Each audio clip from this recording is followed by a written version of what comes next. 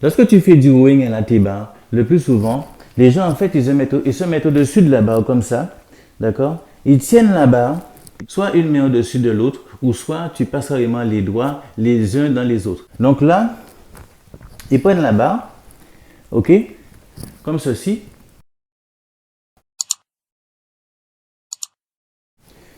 Ils passent les mains l'un dans l'autre, ou l'un au-dessus de l'autre, et on fait du rowing, d'accord? On fait du rowing T-bar, simplement. Donc ça marche plutôt bien, mais on peut améliorer les choses, surtout améliorer l'amplitude de mouvement et gagner encore en contraction et surtout en performance, en développement du dos, etc. Parce qu'en fait, lorsque tu prends ton haltère de 20 kg, lorsque tu mets l'haltère dedans, ok? Lorsque tu mets l'haltère dedans, le truc c'est que tu vas perdre énormément en amplitude du mouvement. Parce que la taille du disque fait que tu ne pourras pas remonter le mouvement vraiment jusqu'au niveau de ta poitrine. Tes mains, en fait, ils vont s'arrêter ici, environ à 20 cm au-dessus de ta poitrine. C'est-à-dire que si je fais comme tout à l'heure, je tiens ma barre, les mains l'un dans l'autre comme ceci, je prends mon haltère.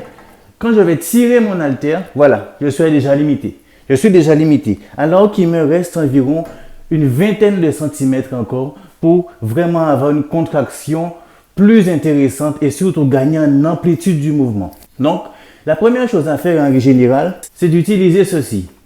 Une simple poignée, voilà, que j'ai acheté chez Decathlon. Je ne sais plus s'ils en font toujours, ça fait très longtemps que je l'ai, environ pour 20 €.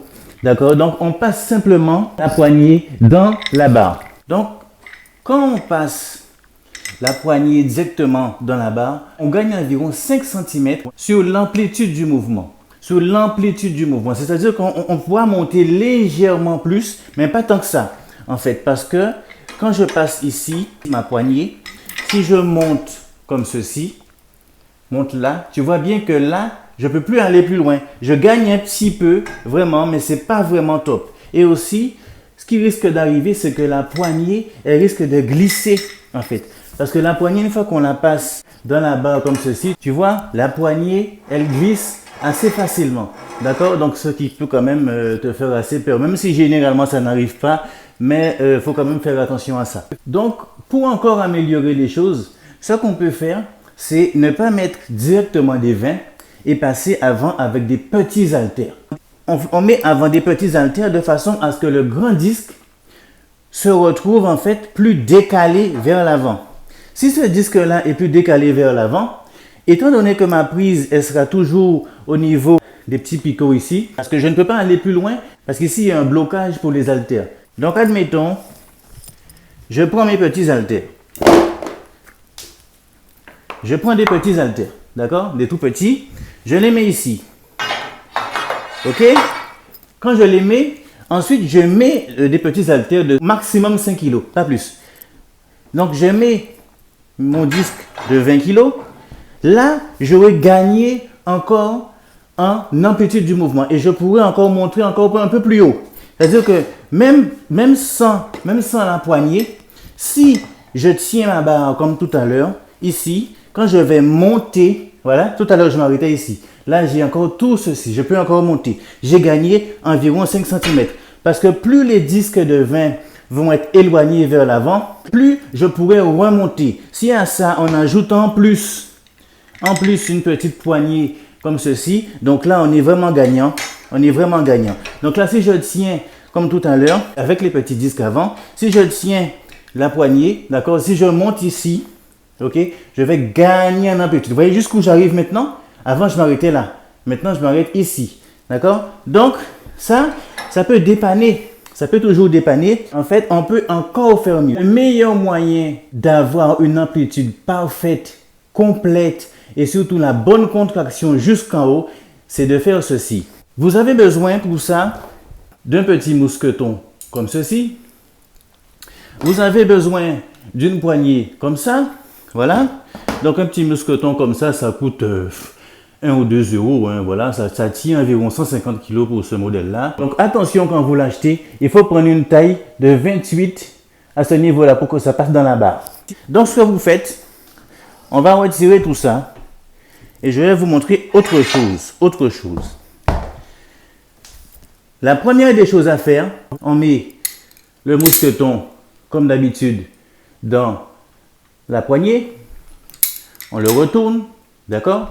Cette partie-là, avec mon doigt, elle va aller dans la barre. Vous la mettez dans la barre, comme ceci. Il sera automatiquement bloqué par la petite butée qu'il y a ici pour les haltères.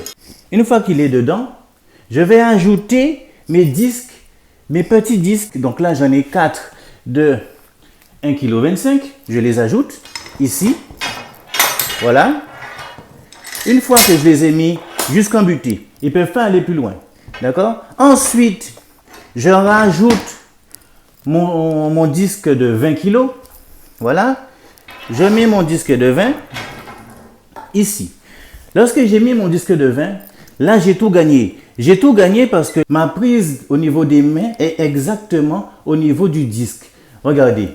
Ma prise des mains est exactement au même niveau que le disque. Vous voyez? Je peux toucher le disque et quand je tiens ici, voilà, je suis exactement au même niveau. Ce qui fait que maintenant, quand je vais tenir ma poignée, voilà, quand je tiens ma poignée, je suis ici. Vous voyez où sont mes mains? Regardez où sont mes mains. Mes mains sont au niveau du disque ici. Vous voyez, au niveau du disque de 20. Donc là, maintenant, quand je vais monter ici, je gagne toute l'extension jusqu'en haut. Là, mes mains touchent avec ma poitrine. Vous voyez? Et le disque même, vous voyez le disque ne touche pas. Mais mes mains sont déjà arrivées. Vous voyez? C'est vraiment l'idéal pour faire un rowing T-bar parfait avec le maximum d'amplitude. C'est d'utiliser cette technique-là. C'est le meilleur moyen. C'est pas fini les amis, parce que le rowing T-bar a cette tendance, lorsque vous commencez le mouvement, la barre a tendance à se soulever en arrière. Donc pour ça, ce qu'il faut faire, c'est de prendre une petite cale comme ça. Alors là, moi j'ai mis, c'est une cale en bois, hein. C'est simplement du bois, mais je l'ai un petit peu habillé comme ça pour le rendre joli. J'ai mis de la moquette, des trucs, mais en fait c'est juste du bois, c'est une espèce de poutre en bois que j'ai coupé. Voilà, tout simplement. Donc cette cale, elle va vous servir à la passer en dessous du disque de 20. Vous la passez en dessous du disque, voilà. Alors vous la mettez soit en longitudinal, soit en vertical, comme vous voulez. Donc moi je vais la mettre comme ceci. Voilà. Lorsqu'elle est comme ça, en fait, en dessous du disque, vous allez voir que la barre en elle-même, elle a déjà pris l'angle. Elle a déjà pris l'angle du mouvement, en fait. C'est-à-dire que vous aurez beaucoup moins ce problème où la barre aura tendance à se soulever comme ceci en arrière. Il arrive très souvent lorsque vous allez tenir et commencer votre exercice, d'accord, la barre aura tendance à se soulever en arrière. Ça arrive très souvent. Alors aussi, une technique très efficace, c'est de mettre simplement une haltère au fond. Mais les amis, quand vous êtes dans votre home gym, si vous avez un matériel assez limité, c'est assez quand même embêtant de sacrifier une haltère juste pour caler la barre au fond. Vous voyez? Donc là, en fait, lorsque vous êtes dans cette position-là, vous avez beaucoup moins de chances que ça vous arrive. Tout simplement parce que vous avez déjà l'angle. La barre, en fait, elle est déjà surélevée un petit peu vers l'avant. Mais pas de beaucoup, hein.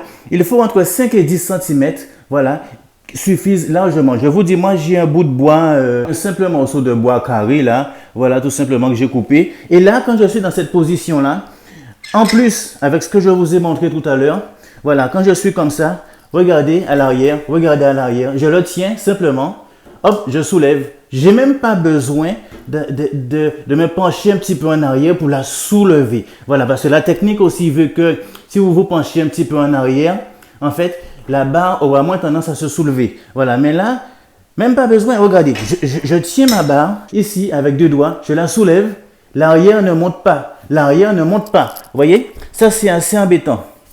Et ça, c'est résolu en partie grâce à la cale en bois que j'ai mis ici. Voilà. Donc après, évidemment, pour avoir encore un meilleur grip, vous avez ces grips-là, voilà. Donc voilà, vous pouvez aussi encore mieux gagner quelques répétitions encore en tenant avec les grips. Mais c'est toujours pas fini les amis, parce qu'il y a encore autre chose. Il y a beaucoup de gérants de salles de sport qui se tirent les cheveux vraiment et qui font vraiment une lutte comme ça et qui même interdisent le rowing T-bar comme ça à l'ancienne calé dans un coin.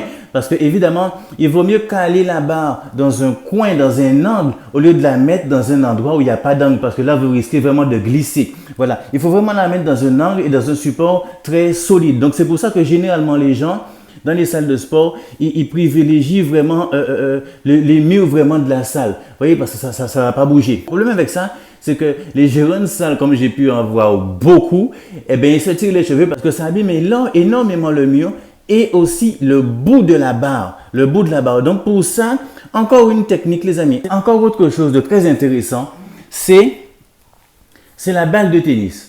Vous prenez une balle de tennis, voilà, il y en a toujours qui traînent autour des terrains de tennis, il y a toujours des gens qui perdent leur balle de tennis, mais c'est super efficace. En fait, vous prenez la balle, vous faites un trou dedans comme moi, à l'intérieur c'est noir, hein, vous faites un trou dedans, un petit peu de feu comme ça avec un briquet pour ne pas que ça s'effrite, voilà. Une fois qu'il y a un trou dedans, vous passez simplement votre balle de tennis au niveau de l'autre extrémité de la barre. Voilà, donc là je vais vous le faire. Voilà, je suis à l'autre extrémité de la barre, je prends la balle de tennis avec le trou que j'ai fait, je la passe dedans, comme ceci. Attention, ça sert à deux choses, Ça marche aussi pour les barres olympiques, très efficace aussi sur les barres olympiques, il suffirait de faire un trou plus grand. Mais ça sert aussi à ne pas abîmer le mur, ça sert aussi à ce que ça ne glisse pas et à ce que ça ne remonte pas. Parce qu'en fait, la balle de tennis, en fait, elle a ce côté en caoutchouc qui est très efficace et qui, une fois que vous allez commencer votre exercice, elle va un peu s'écraser contre le mur et c'est elle qui va absorber vraiment le choc et faire un petit peu servir un peu de joint, j'ai envie de dire, et qui va s'agripper vraiment sur le mur, en fait. Et ça, c'est vraiment efficace. Alors, elle va servir à ne pas abîmer votre barre, à ne pas abîmer le mur et aussi à ne pas qu'elle remonte. En plus de la technique que je vous ai montrée. Donc, je suis là avec ma barre que je vais caler toujours dans un coin. On ne change pas. Toujours dans un coin. Mais cette fois-ci, j'ai la balle de tennis qui va servir un peu de tampon, voilà, d'amortisseur qui va l'empêcher de bouger, l'empêcher d'abîmer, etc.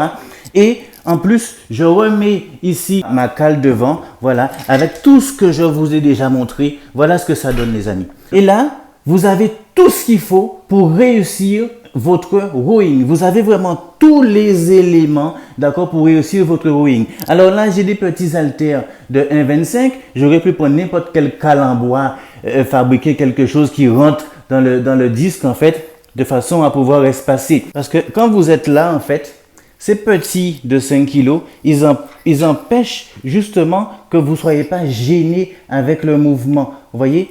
Parce que sinon, si vous ne les mettez pas, la poignée ne va pas passer au niveau du grand disque et ça va vous gêner en fait. Donc, avec cette configuration, voilà, je suis ici, je tiens ma poignée, d'accord? Vous voyez, derrière, ça ne va pas bouger. Je peux monter, voyez, sans effort, sans aucun effort. En fait, je n'ai pas à me soucier de l'arrière de la barre. Je peux monter, hop, mes mains touchent ma poitrine, touchent vraiment ma poitrine. Et la barre même n'est même pas encore, et le disque même n'est même pas encore arrivé. Mes chers amis, c'est le meilleur moyen, avec pas grand chose, de faire un bon rowing T-bar. Vous ne serez pas embêté avec quoi que ce soit. Vous n'avez pas besoin de sacrifier des disques et des haltères à empiler au fond parce que ça monte. Vous n'avez pas besoin de gêne. Vous avez beaucoup plus de facilité à commencer le mouvement parce que la barre elle est déjà un petit peu inclinée légèrement de 5 à 10 cm, je dis bien, avec la cale en bois que vous avez mis sous le disque de 20, tout simplement.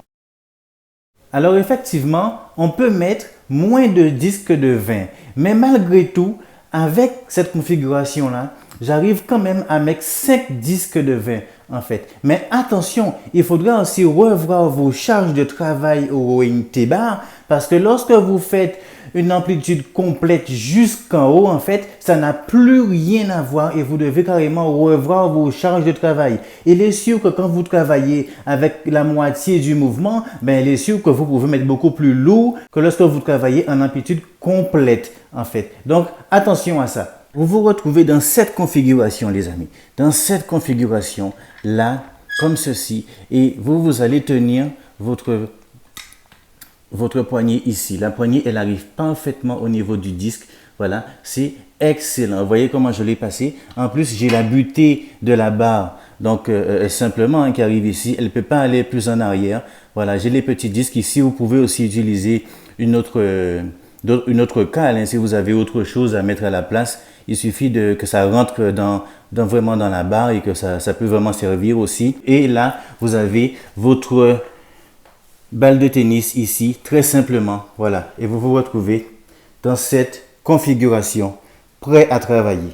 Voilà comment vous vous retrouvez. Vous êtes excellent comme ça et c'est vraiment, vraiment le top. Dites-moi en commentaire, est-ce que vous allez appliquer ce que je vous ai dit aujourd'hui, ce que vous avez appris, et n'oubliez pas de vous abonner pour toujours apprendre de nouvelles choses, les amis. Peace, à la semaine prochaine.